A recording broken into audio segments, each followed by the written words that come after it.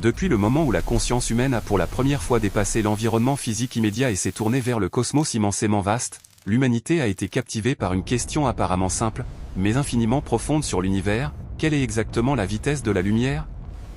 La réponse à cette question n'a pas été révélée en un seul jour par une intuition soudaine d'un génie, mais elle a émergé au cours d'un chemin ardu s'étendant sur plus de 350 années, marqué par des revers, des erreurs, des percées révolutionnaires, des renversements constants de la vision cosmique et des innovations inlassables dans les techniques expérimentales, qui se sont dévoilées étape par étape.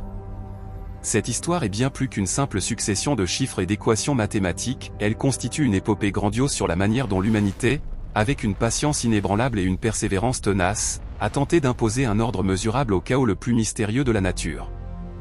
Sur plus de 2000 années, la pensée occidentale a été dominée par l'intuition du philosophe grec antique Aristote, qui supposait que la lumière se propageait instantanément, une conception qui semblait soutenue par les expériences quotidiennes. Au moment où l'on retire l'abat-jour d'une lampe, la pièce s'emplit immédiatement de clarté, sans que l'on perçoive aucun délai.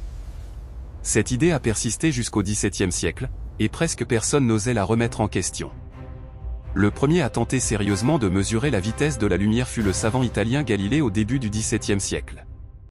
Sur les collines entourant Florence, il mena des expériences où deux assistants, placés à une certaine distance l'un de l'autre, tenaient chacun une lanterne munie d'un couvercle. La première personne ouvrait le couvercle de sa lanterne pour produire de la lumière, et la seconde, dès qu'elle apercevait cette lumière, faisait de même immédiatement. Galilée essayait, de loin, avec un instrument primitif de mesure du temps, de capter la différence temporelle que la lumière prenait pour l'aller et le retour.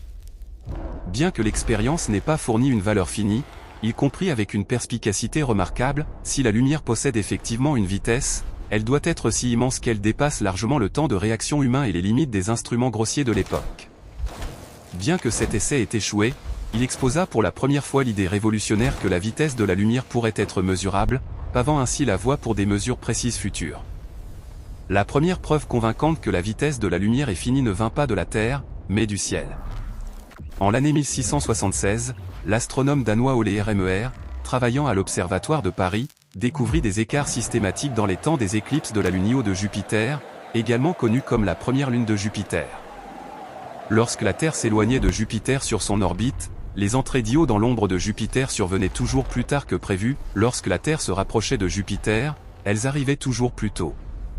Rmer expliqua correctement cela par le fait que la lumière d'Io jusqu'à la Terre nécessitait un temps supplémentaire, et que la distance entre la Terre et Jupiter varie au cours d'une année. En utilisant les meilleures données connues alors sur le diamètre de l'orbite terrestre, il calcula que la lumière traversait le diamètre de l'orbite terrestre, environ 300 millions de kilomètres, en environ 22 minutes, d'où il déduisit une vitesse de la lumière d'environ 220 700 km par seconde. Cette valeur était environ 25% supérieure à la valeur reconnue aujourd'hui, mais elle fut la première à renverser complètement, avec des données observationnelles, l'ancienne notion de lumière instantanée. Son collègue, le savant néerlandais Christian Huygens, raffina davantage le calcul et diffusa la découverte dans le monde entier. Cette révélation enseigna au monde: les phénomènes astronomiques peuvent être la clé pour comprendre la propagation de la lumière. Environ un demi-siècle plus tard, en l'année 1728, l'astronome britannique James Bradley confirma indépendamment la finitude de la vitesse de la lumière par la découverte de l'aberration annuelle des étoiles. La vitesse orbitale de la Terre autour du Soleil est d'environ 30 km par seconde, lorsque cette direction de mouvement forme un angle avec la direction de la lumière provenant d'étoiles distantes, la position apparente de l'étoile au ciel se déplace d'une quantité infime, similaire à l'effet des gouttes de pluie sur la vitre latérale d'une automobile en mouvement. Au cours d'une année, ce déplacement forme une petite ellipse. Bradley mesura l'angle maximal d'aberration à environ 20,5 secondes d'arc et estima de là la vitesse de la lumière à environ 301 000 km par seconde, ce qui était déjà très proche de la valeur moderne. Cette découverte non seulement vérifia à nouveau la finitude de la vitesse de la lumière, mais prouva également qu'elle est constante même à des échelles cosmiques, posant ainsi une pierre angulaire importante pour la théorie de la relativité ultérieure. Bien que les méthodes astronomiques aient été révolutionnaires, il s'agissait de mesures indirectes, dont la précision était limitée par l'incertitude des distances dans le système solaire. Au XIXe siècle, l'humanité ramena enfin la mesure de la vitesse de la lumière dans des laboratoires terrestres. En l'année 1849, le physicien français Armand Hippolyte Fizeau accomplit la première mesure terrestre réussie de la vitesse de la lumière.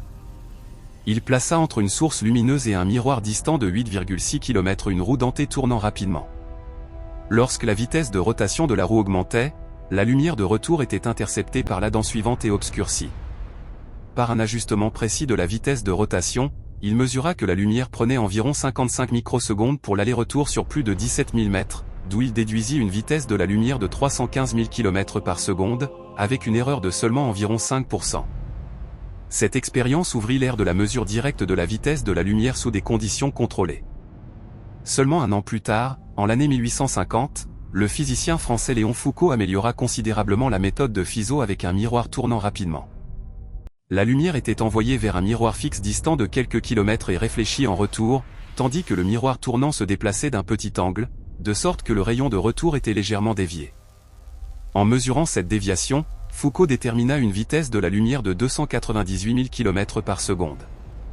Plus important encore, il raffina plus tard l'arrangement et compara pour la première fois la vitesse de la lumière dans l'air et dans l'eau, constatant que la lumière est nettement plus lente dans l'eau. Ce résultat réfuta définitivement la théorie corpusculaire de Newton et soutint puissamment la théorie ondulatoire de la lumière, mettant fin à un débat de plus de 200 années sur la nature de la lumière et pavant la voie pour la théorie électromagnétique de Maxwell. La tâche d'atteindre une précision encore plus élevée revint au physicien américain d'origine allemande Albert Abraham Michelson. Des années 1870 jusqu'à sa mort en l'année 1931, il consacra sa vie à l'amélioration constante de la méthode du miroir tournant. Sa mesure la plus célèbre eut lieu entre 1924 et 1926, en utilisant un chemin lumineux sous vide de 35 km entre le mont Wilson et le mont San Antonio en Californie, ainsi qu'un miroir tournant octogonal. En l'année 1926, il publia le résultat final, la vitesse de la lumière dans le vide est de 299 792 458 mètres par seconde, avec une erreur de seulement 4 km par seconde. Cette précision était sans précédent et posa les bases de la métrologie moderne, établissant la vitesse de la lumière comme l'une des constantes invariables les plus importantes de la physique. Ironiquement, cependant, toutes les mesures précises de Michelson reposaient sur une hypothèse erronée, à savoir que la lumière se propage dans un milieu éther au repos. En l'année 1887, il mena avec Édouard Morley l'expérience célèbre de Michelson-Morley, qui, avec un interféromètre de haute précision, chercha la différence de vitesse attendue due au mouvement de la Terre à travers l'éther, mais ne trouva rien qui prouvât le soi-disant vent d'éther.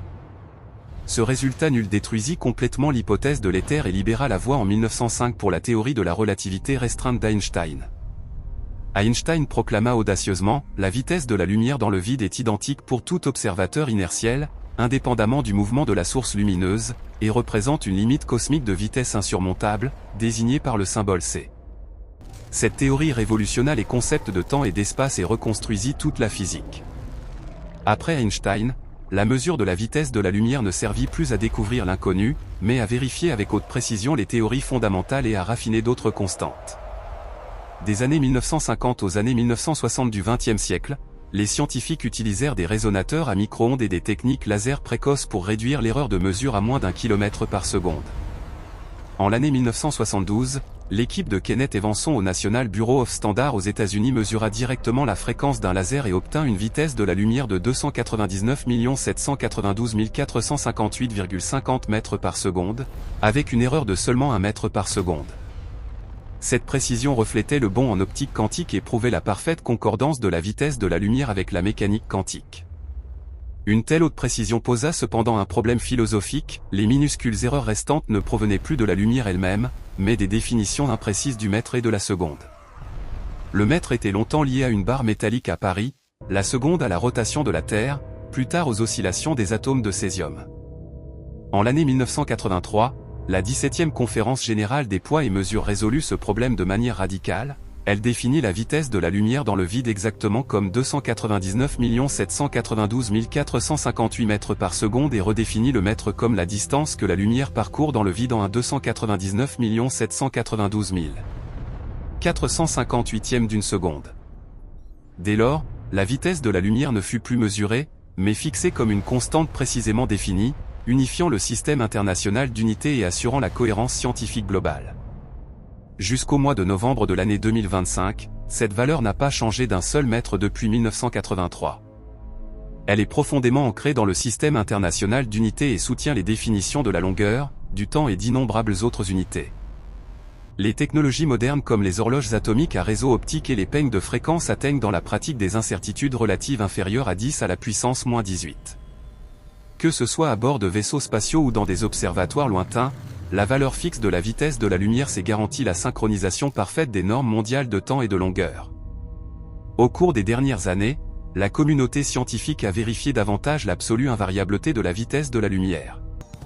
En l'année 2022, des chercheurs ont proposé une nouvelle méthode combinant des oscillateurs contrôlés par tension avec des lasers, améliorant la précision de mesure à moins de 0,001%. En l'année 2023, des études sur des quasars à fort décalage vers le rouge et le diagramme de Hubble ont imposé des limites strictes sur d'éventuels changements de la vitesse de la lumière avec le temps cosmique, confirmant davantage sa constance éternelle. En l'année 2024, des scientifiques ont réalisé des expériences d'interférence ultra haute précision avec des états quantiques intriqués, validant à nouveau la valeur de C au niveau de 10 à la puissance -20 et confirmant pour la première fois directement la vitesse de propagation identique des ondes gravitationnelles et de la lumière, comme observé dans les fusions d'étoiles à neutrons par LIGO et Virgo, où la différence était inférieure à une partie sur 10 à la puissance 15. En complément, des expériences menées en l'année 2025, dirigées par des chercheurs de l'Université autonome de Barcelone, ont démontré la constance de la vitesse de la lumière avec une précision sans précédent au moyen de mesures astrophysiques de rayons gamma à haute énergie. Sous la direction de Mercè Guerrero, ancienne étudiante de l'Université autonome de Barcelone, en collaboration avec Anna Campoordaz, étudiante doctorante actuelle à l'Institut d'études spatiales de Catalogne à l'Université autonome de Barcelone, Roberto Potting de l'Université de l'Algarve, et Marcus Gog, professeur associé au département de physique de l'Université autonome de Barcelone affilié à l'Institut d'études spatiales de Catalogne. Cette recherche a analysé des observations astrophysiques de lumière très énergétique provenant d'émissions de rayons gamma de sources très distantes.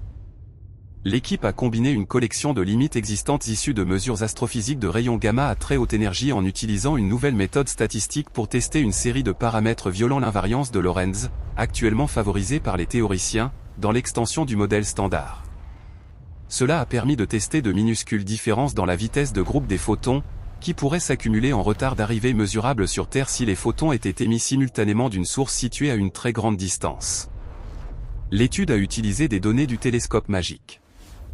Les résultats ont montré avec une précision sans précédent que la vitesse de la lumière reste une constante universelle, ne dépendant pas de l'énergie des photons. L'équipe visait à prouver une dépendance prédite par plusieurs théories de gravité quantique mais n'y est pas parvenue. Les nouvelles limites améliorent les précédentes d'un ordre de grandeur. Ces findings soutiennent la constance de la vitesse de la lumière et l'invariance de Lorentz, renforçant la compatibilité entre la relativité restreinte et le modèle standard de la physique des particules. Ils abordent l'incompatibilité fondamentale entre la théorie quantique des champs et la relativité générale, où les tentatives de les réconcilier dans des théories de gravité quantique prédisent souvent de légères ruptures de l'invariance de Lorentz. Les résultats restent cohérents avec l'absence de déviation d'une vitesse de la lumière constante, même aux énergies de photons les plus élevées, et soulignent la quête continue pour tester expérimentalement les prédictions de la gravité quantique. De plus, des observations d'intrication quantique dans des quarks top au grand collisionneur de Hadron en l'année 2024 ont montré que l'intrication persiste dans des processus à haute énergie sur des distances dépassant les transferts d'informations classiques à la vitesse de la lumière, illuminant ainsi la nature quantique de l'univers à des énergies au-delà des limites antérieures.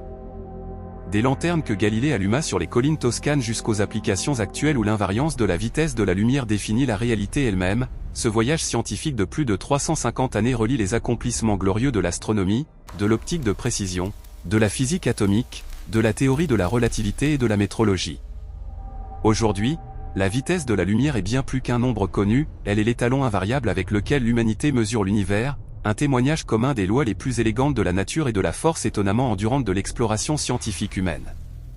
Cette épopée sur la vitesse de la lumière incarne elle-même l'esprit véritable de la science, dans lequel l'humanité pousse inlassablement les frontières du savoir vers l'inconnu.